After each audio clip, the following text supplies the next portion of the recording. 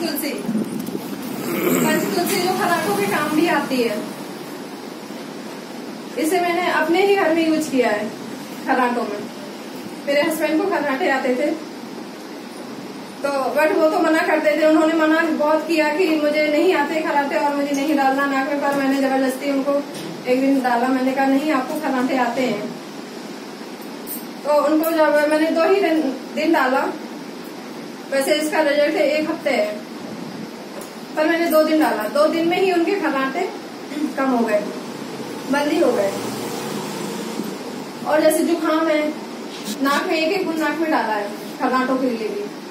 जुकाम है किसी को तो जुकाम में भी 1-1 बूंद डाल सकते हैं हम नाक में।